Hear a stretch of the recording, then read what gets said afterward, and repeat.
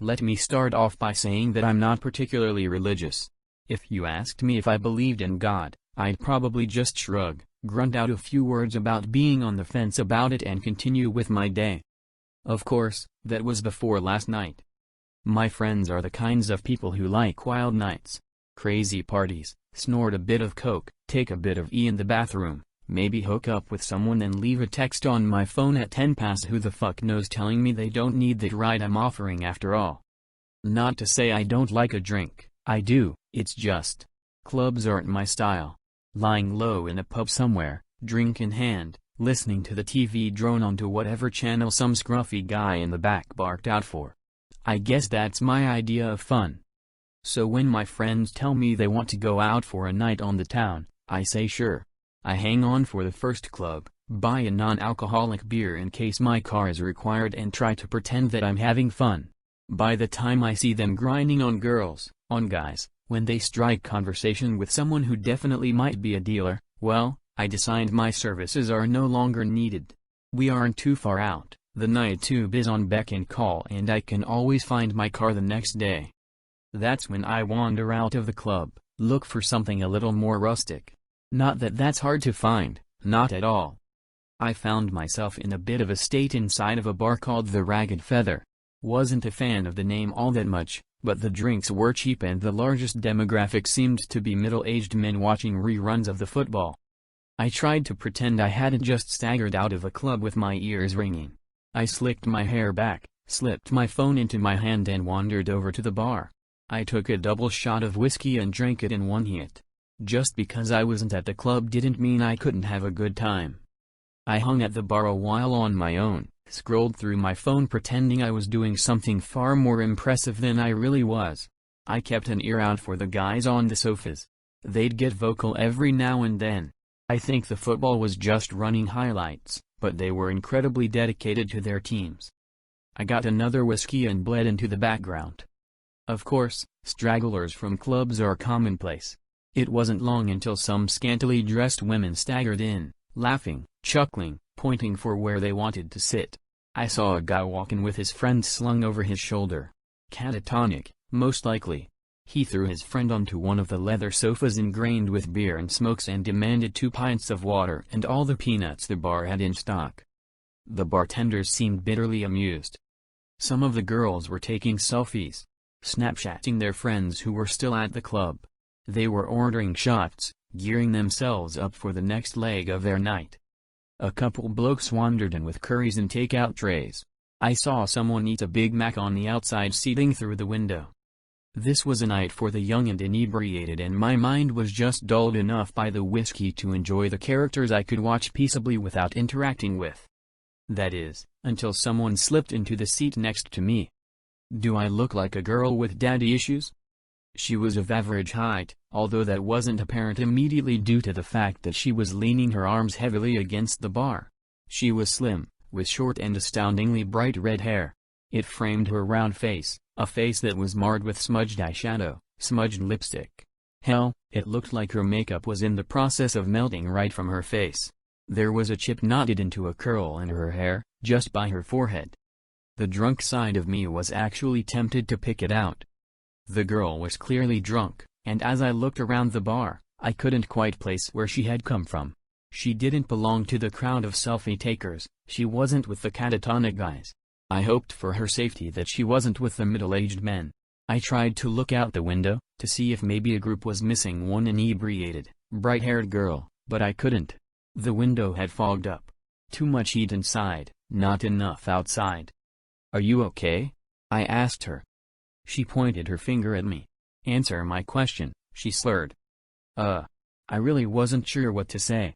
I settled on staring at her awkwardly, trying to answer her with a bemused expression on my face.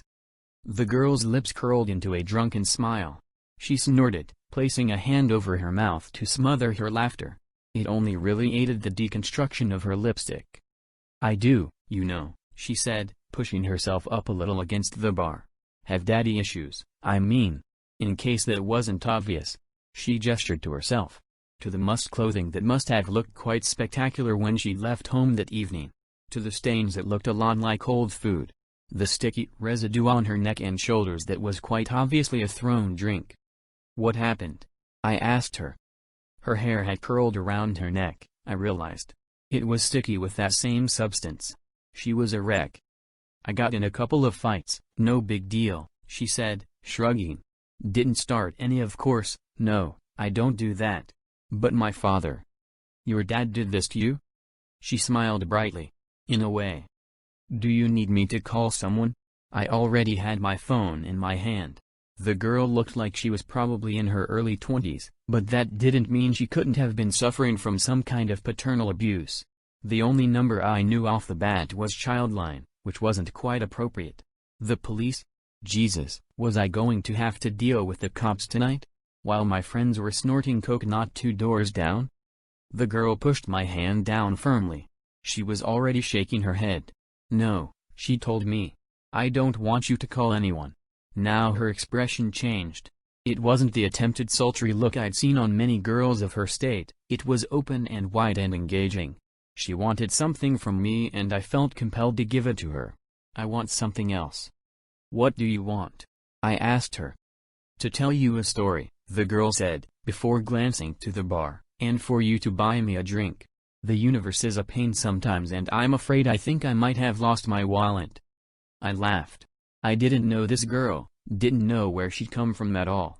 My nights were generally about getting comfortably wasted and making sure my friends weren't dead in a ditch by the end of it all. I was used to getting hit on every now and then, but even as I was sat on that bar stool with a drink in my hand, I knew that this wasn't what this was. This girl had no intention of getting into my pants. All she wanted was to talk.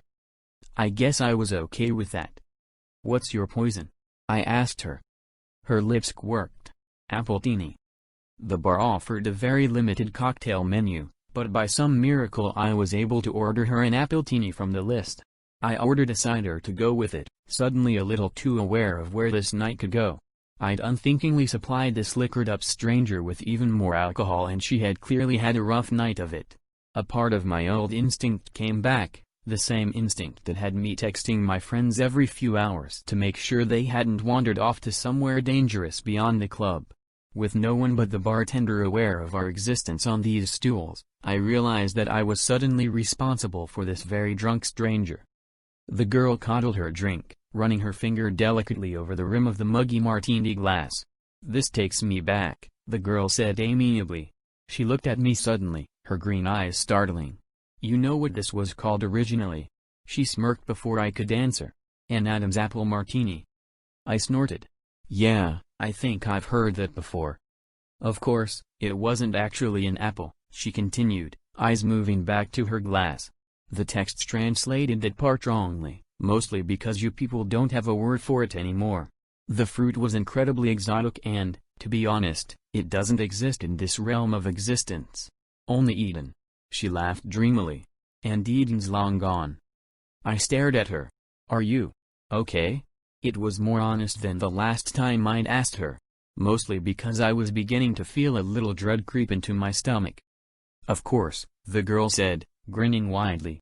Why do you keep asking? I mean, I stuttered, now, don't take this the wrong way or anything but. You look like someone poured their drink over me? The girl asked. Like someone else threw their kebab on my dress and another unpleasant chap littered me with his fish and chips. That I have been hit, slapped around a bit and left in the gutter for the rats to find me? She held my eyes for an incredibly long time before her face broke out into a grin. Yeah, something like that. Why would they do that? I asked. Why wouldn't they? The girl shot back. People aren't that great and alcohol makes them worse. She shrugged. Sometimes makes them better. Nicer, a little looser in the sack. But mostly just annoying and a little smelly. I looked at her, I watched her knock back her drink. She exuded the intelligence to know just how ironic her words were, but she was neither caring nor apologetic about them. The girl looked at me again. You bought me a drink. Now you can listen to my story. I nodded wordlessly. She smiled, pointing at the bartender and then at her drink. The bartender was already making her another. Eden, the girl said, reiterating her earlier babble as though the words had only just come out of her mouth. They always think that's my fault, you know. The reason Adam and Eve got kicked out of their perfect little nudist paradise. She shot me a knowing glance. Only in Eden can you sit on the grass butt naked and not get a pine cone stuck in your crack. I blinked. I'm sorry, I said. I'm not following. Sorry, the girl said. My story won't make any sense without a proper introduction. She reached out her hand. Hello. My name's Lucifer. She winked. But you can call me Lucy. There's an uncomfortable heat that stretches through your veins when you first go into fight or flight mode. Adrenaline pounds through your blood and all you want to do is get up and go. It overrides everything else. A lot of things made sense when the girl told me her name. For starters, that she was crazy. She had to be. She looked like she'd been attacked on 4 separate occasions in one night, and up until that moment, I hadn't known how that could be possible. Behind the melty makeup and dirty clothes, she was rather attractive and her attitude hadn't come off as catty or rude. If she'd been going around telling people she was the devil, though, that gets a reaction out of people. I suddenly felt myself looking at her wrist, down towards her ankles. Did she have some kind of cuff on from one of those mental institutions? Had she broken out of hospital after a nasty bump on the head? Was any of this even happening at all? I really would have to call the cops. I know what you're thinking, the girl, Lucy, said. You're thinking that I'm crazy, that you need to get out of here. Maybe you even think I'm aggressive. Are you? I asked her. Would I be here with you, drinking appletinies if I were? She asked, fluttering her eyelashes. Would you look the way you do if you weren't? I shot back. She grinned, toasting her new glass. Touché. Unthinkingly, I clinked my cider against it. Then I frowned. She chuckled, leaning closer. Let's have a little wager, she said. Let me tell you my story, and, if you believe me when I'm done, you can't go about trying to get me locked away somewhere. I stared at her. If I ended up believing you, then why would I do that? She smirked, sipping her drink. You'd be surprised what people do when they believe you're the devil. And you do this often? I asked. Tell people you're Satan? She snorted into her drink. Not as often as I should. But it's been a rough day and a hell of a long lifetime. I'd like to have a chat if that's all right with you. I waved to the bartender for another whiskey. The girl's eyes glinted with humor. I wasn't necessarily trapped with her, but a part of me didn't want to leave without first hearing what she had to say. Besides, at the end of it all, I couldn't just leave a crazy girl to wander around London alone at night. So, I said, taking a swig of my drink. Eden? Lucy laughed. Adam and Eve? I continued. You're saying that's true? God created 2 humans and we all came from them? God made 2 prototypes, Lucy corrected with a raised finger. My father created angels as his toy soldiers, but he had failed to make anything like himself. After us, it was his next big project and he spent every waking hour of existence slaving over his 2 prototypes. He gave them a perfect utopia to live inside of, but he wanted to test them. He wanted to know whether they had free will. And did they? Lucy's face soured. No. My father could never bring himself to go that far. He tempted them with the idea of knowledge beyond their understanding and told them exactly what they could do to claim it as their own. But to be able to create a being that could go against his law? Oh. My father is a very controlling being. He was afraid to unleash that ability unto them. Lucy was very adamant in her delusions, that was clear to me.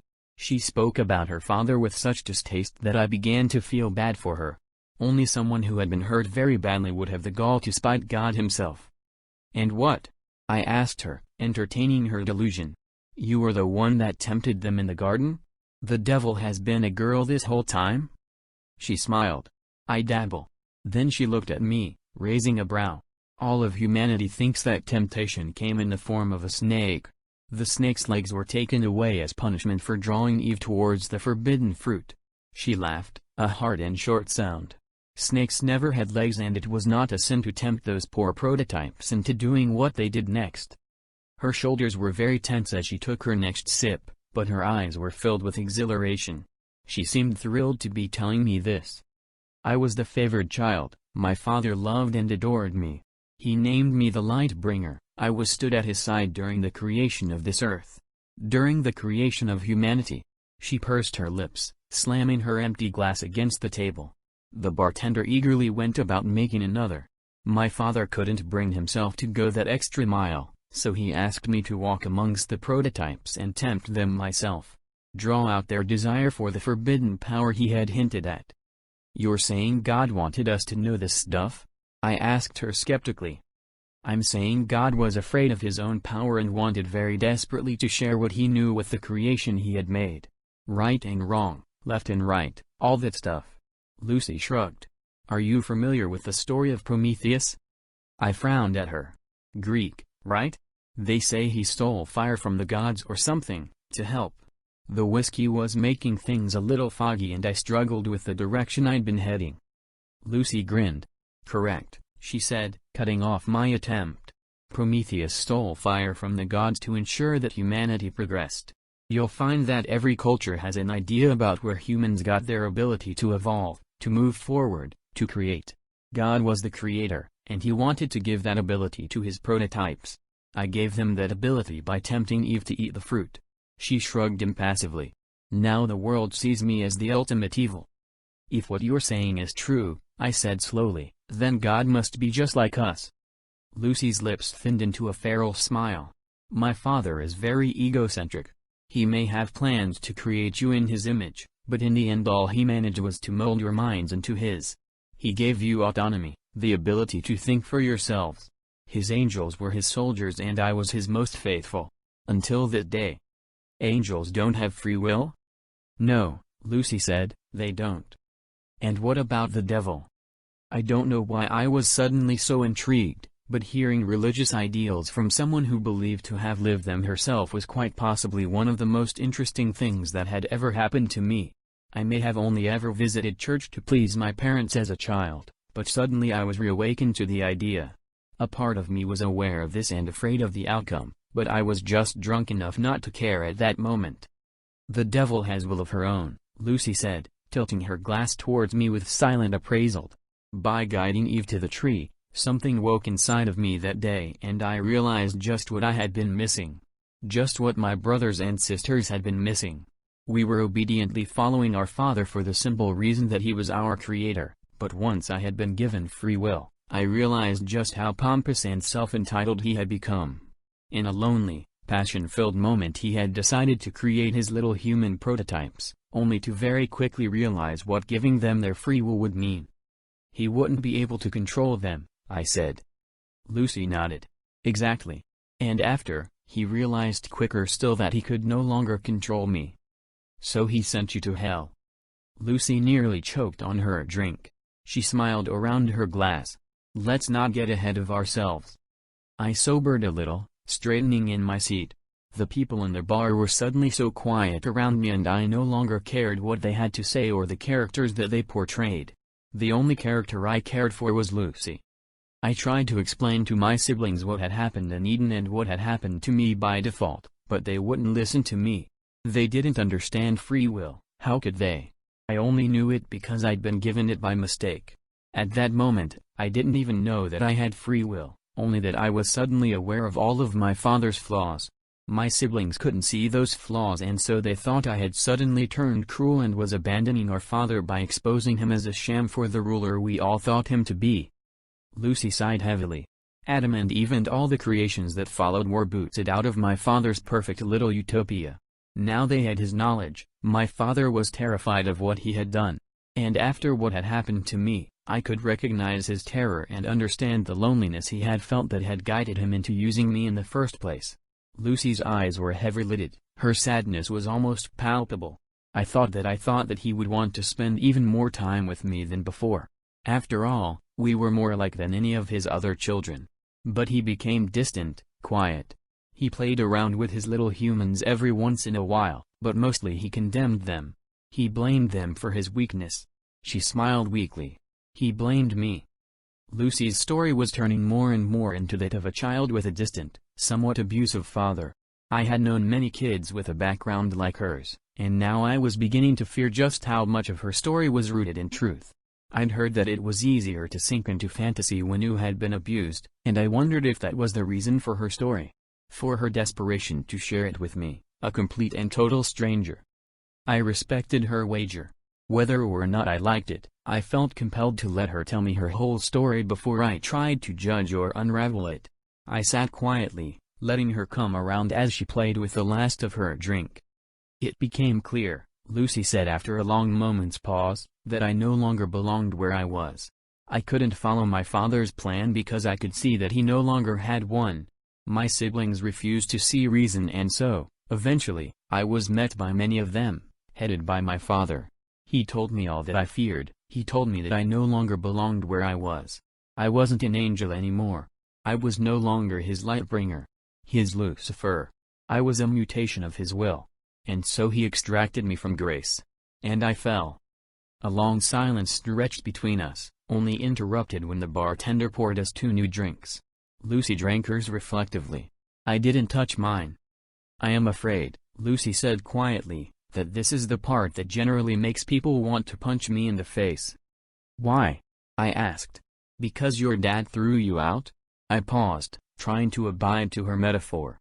"That he put you in hell?" Lucy laughed sadly. "Ah, humans. My father gave you his way of thinking, and look at you." She shook her head. "No, not because he put me in hell." "Then why?" "I fell to earth," Lucy said. "Father gave me dominion of the one place he thought I would fit in. Humans had free will, so did I. What is the saying? A match made in heaven?" She snorted dismally. "Of course, that's not quite right, is it? When I fell, I was faced with a humanity that was so different from my father's little prototypes." Her tone had changed. There was an aggression behind her words that began to unsettle me all over again. I saw emperors and kings, governments and churches. I saw corporations who claimed to be rulers, presidents and big fat dictators. And I watched. I watched as humanity fought and lost, and finally, just finally, they gave up altogether. They were no longer able to rise up to all the greed and control set upon them. There was just too much to change, and humans soon realized they just weren't as free as they thought they were. Sure, they live under the illusion that they have free lives, but most of them simply do not. She clicked her tongue. I grew to loathe you all. Then, she took another hit of her drink. "I can see what you mean," I said, allowing my gaze, for the first time since meeting her, to graze over the other individuals in the bar. At the girls playing with their phones, the boys trying desperately to sober up, the men enraptured with their game of football on the telly. We all led very different lives, and we were all here to get drunk, to lose ourselves in entertainment. It hadn't been the first time that I'd wondered what we were hiding from by doing this. And I knew then that I wasn't the only person to think it. "You hide behind your alcohol and poor choices and pretend you have free will," Lucy said, waving her hand across the room. No one paid us any attention. "It's true, my father gave you the will to make those decisions, but you squander it. The free will I felt to provide to all of you, the free will I was given by a twisted mistake, and you make mockery of it. You follow senseless leaders without questioning them, you abide by laws made centuries ago that no longer make sense.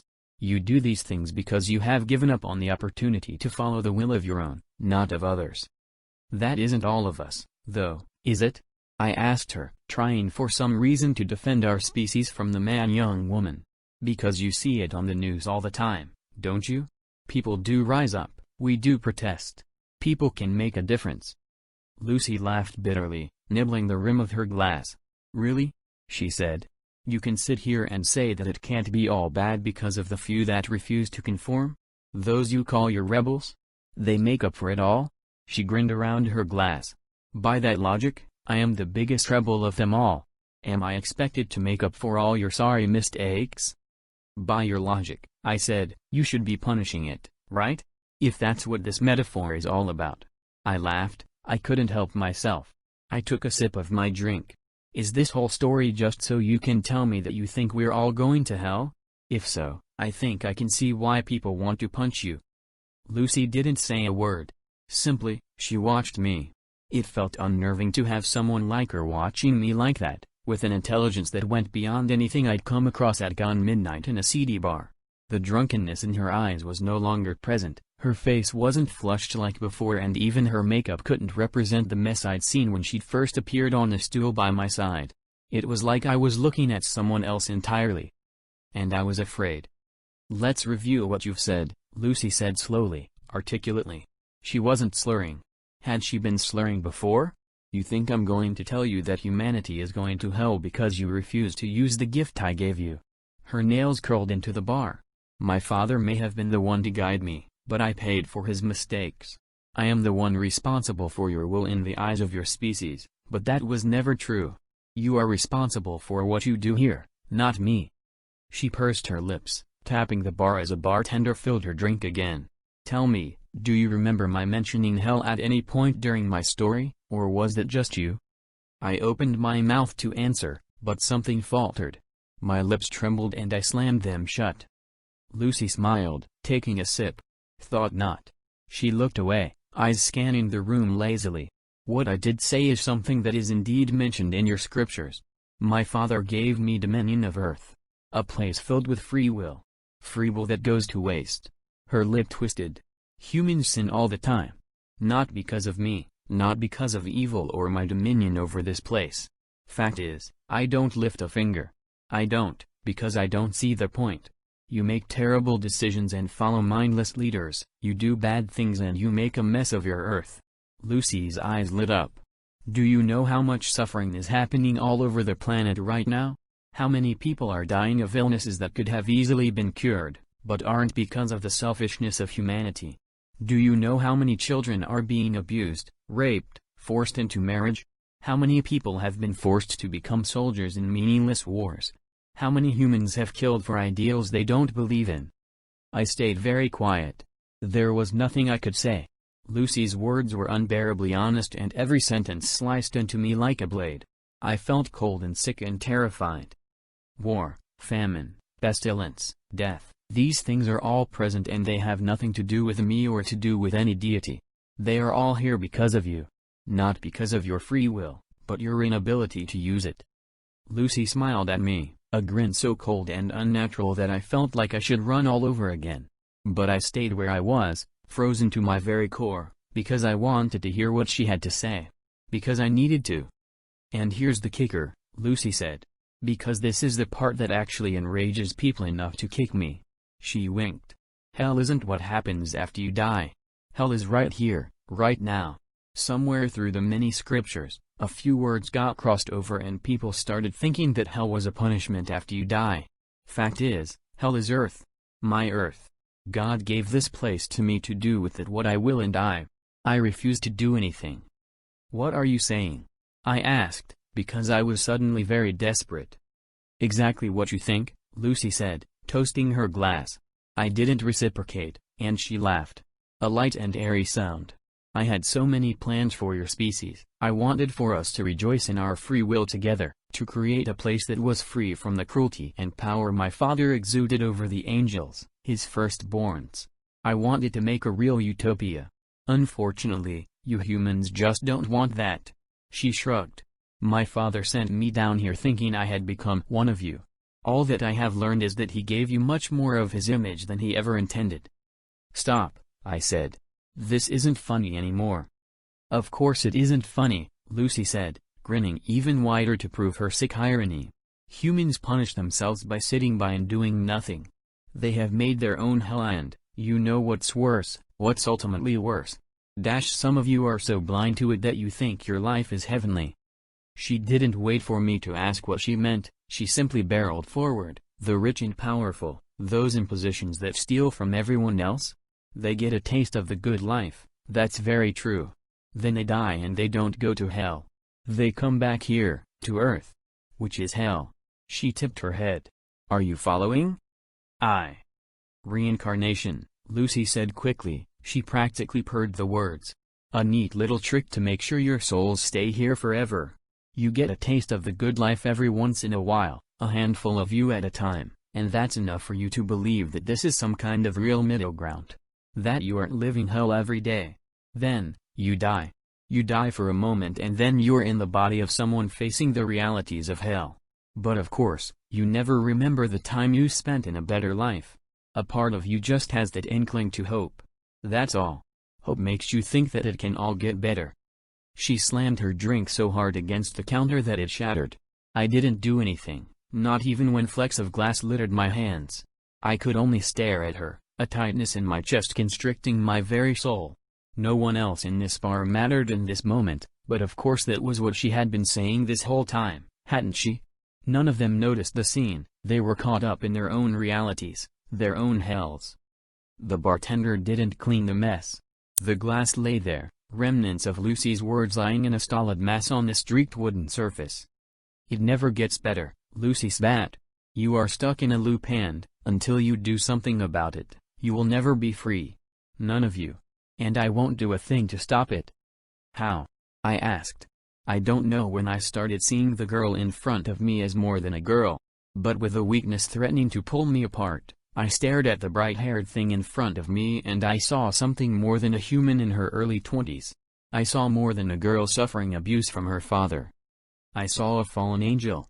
I saw a being with scars buried so deep that they existed beyond this realm of seeing entirely.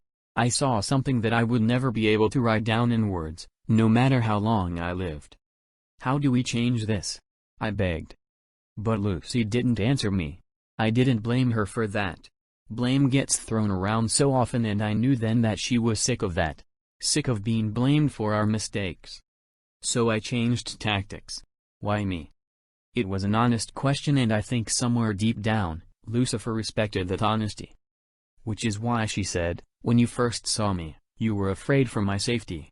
When I told you I was the devil, you wanted to lock me away, but still, you did so because you were afraid for me and not for yourself. You didn't wish to harm me, not even when I told you who I was and what I could be capable of for changing your sorry lives. You are a good person, but I am afraid that means nothing when you don't have the will to do anything with it." She smiled at me sympathetically. The devil, showing sympathy for the human that sat across from her at the bar. It was surreal and, for a few heavy moments, I truly thought I must be dead. There was no other way to explain what I was seeing, who I was speaking with, what I had just heard. What am I supposed to do? Lucy reached out to me. She placed a hand on my shoulder. Her hand was cold and warm at the same time, and I felt my blood boil where her fingers scraped my skin. And I knew. Sharing a story like this isn't easy. Hell, it might be the hardest thing I've ever done. Good thing there's no such thing as hell, then, right? The fact of the matter is simple. The world is a mess because we refuse to change anything. The devil herself walks among us and she desperately wants to make our lives better, but she won't. She won't, because we won't. We have to prove our will to her before she is willing to do anything herself. We have to be good to each other, to help us all to be free. Of course, Lucifer told me one last thing before she left that bar. One thing that will stick with me until this body is nothing but rot in the dirt. "You can tell as many people as you want, but take a good look at me.